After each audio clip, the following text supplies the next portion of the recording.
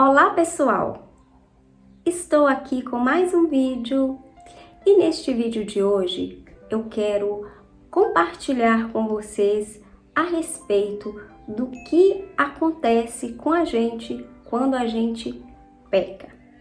Eu quero deixar bem claro aqui que eu estou falando com relação quando a gente peca, quando o Espírito Santo nos incomoda em relação a este pecado e a gente confessa este pecado a Deus para obter perdão.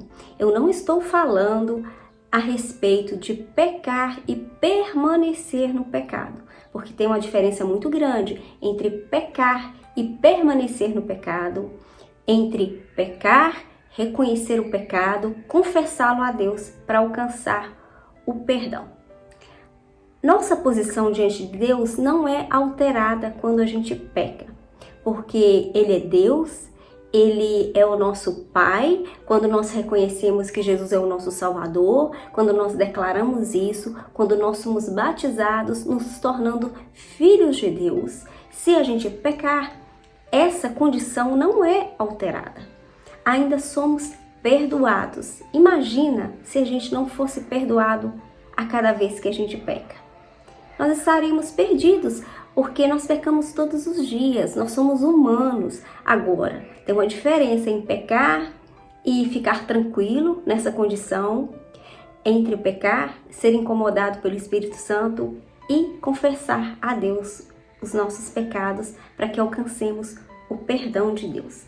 Em Romanos 8, versículos 1 e 2 diz: portanto, agora já não há condenação para os que estão em Cristo Jesus, para quem está em Cristo Jesus, para quem foi colocado em Cristo.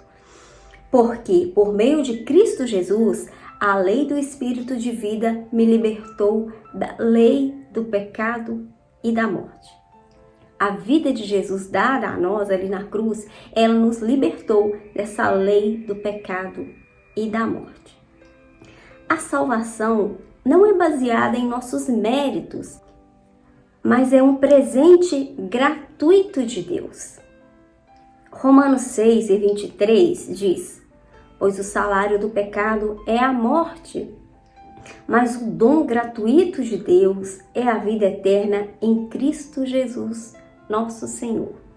Se pecarmos e continuarmos no pecado, qual vai ser o salário? Qual vai ser o pagamento dessa atitude? A nossa morte. Mas Deus nos deu a vida através de Jesus Cristo, nosso Senhor. Ainda somos filhos de Deus.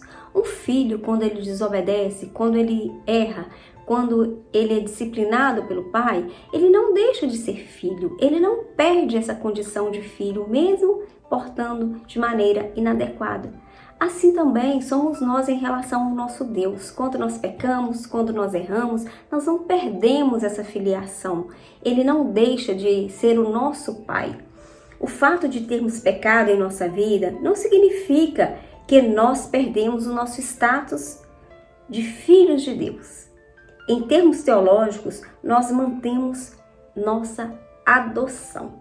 Em 1 João, capítulo 1, versículo 8, diz: se afirmamos que estamos sem pecado, enganamos a nós mesmos e a verdade não está em nós.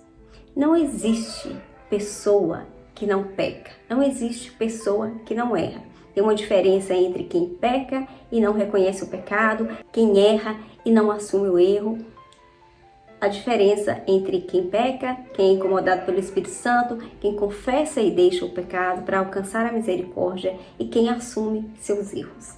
Em 1 João 3, no versículo 2 diz: amados, agora somos filhos de Deus e ainda não se manifestou o que havemos de ser.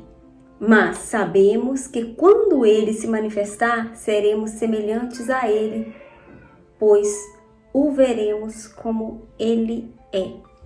O pecado, ele não tem o poder de tirar essa paternidade de nós. Ele não tem o poder de fazer com que a gente perca essa identidade que Deus nos deu de sermos chamados filhos de Deus.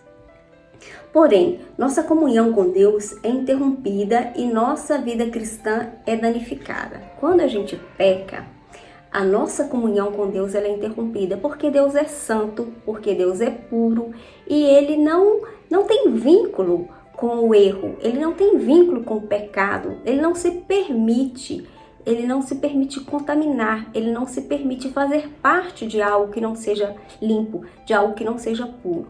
Por isso, quando a gente peca, quando a gente está na situação ali do ato do pecado, quando a gente está sem o perdão de Deus, sem confessar esse pecado para alcançar o perdão de Deus, é interrompida a nossa comunhão com Deus. É normal que isso aconteça pela pureza de Deus, pela santidade de Deus. Quando nós pecamos, embora Deus não deixe de nos amar, Ele se desagrada de nós. Há uma afirmação de que o Espírito Santo se desagrada de nós quando estamos em pecado. Efésios 4, versículo 30, fala a respeito disso.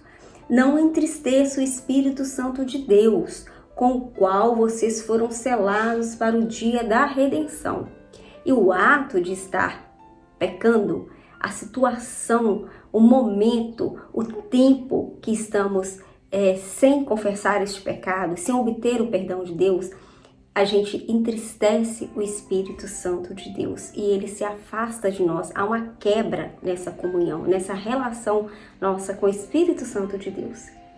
Ao pecarmos, causamos tristeza ao Espírito Santo e ele fica descontente conosco.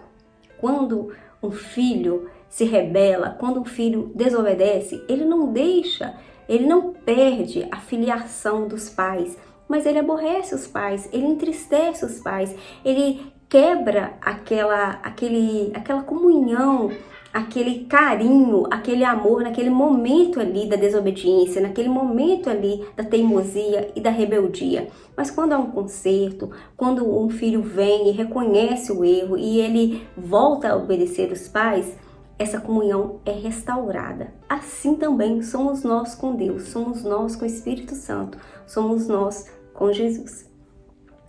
Quando a gente peca, a gente deixa de frutificar. A gente deixa de dar frutos. Nessa quebra da comunhão com Deus, ela interfere também na nossa frutificação. Em João 15, versículo 4, fala a respeito. Permaneçam em mim, e eu permanecerei em vocês. Nenhum ramo pode dar fruto por si mesmo, se não permanecer na videira. A videira é Cristo. A videira é Jesus. Nós precisamos estar ligados nele, precisamos estar vinculados a ele para que a gente possa dar fruto. E quando estamos na condição de pecado, nós quebramos a comunhão com ele e nós nos desligamos dessa videira, nós desligamos esse ramo desconectado da videira e ele não tem condições de dar frutos só, isoladamente. Quando nos afastamos da comunhão com Cristo por causa do pecado em nossas vidas, diminuímos o grau em que permanecemos em Cristo. Quando nós somos afastados de Cristo por causa do pecado, nós diminuímos essa comunhão com Ele, nós diminuímos essa interação com Ele, essa ligadura com Ele, e isso acaba interferindo em frutificar. Sofremos perda da recompensa celestial.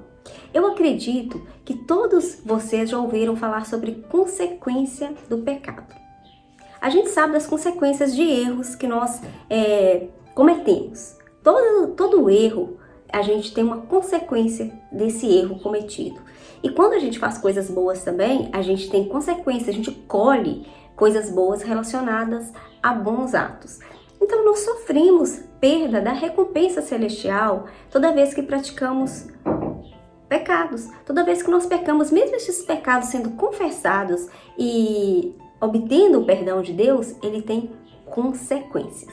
Em 2 Coríntios, capítulo 5, versículo 10 diz: pois todos nós devemos comparecer perante o tribunal de Cristo, para que cada um receba de acordo com as obras praticadas por meio do corpo, quer sejam boas, quer sejam más.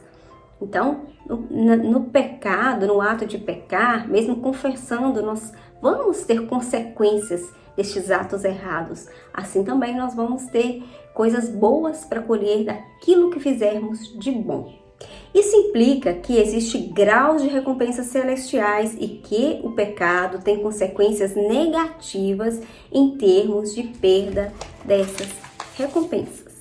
É isso que acontece com a gente quando a gente peca, quando a gente confessa os nossos pecados, quando a gente obtém o perdão de Deus, mas existem consequências em relação.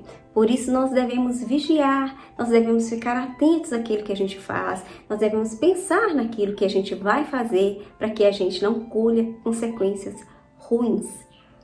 Este vídeo que eu tenho para compartilhar com vocês, são estes textos que eu tenho para compartilhar com vocês hoje, e eu espero que você tenha ficado até o final deste vídeo. Peço para você compartilhar este vídeo com outras pessoas, peço para você curtir este vídeo, se inscrever neste canal e ativar o sino para receber as notificações. Fiquem com Deus e até o próximo vídeo.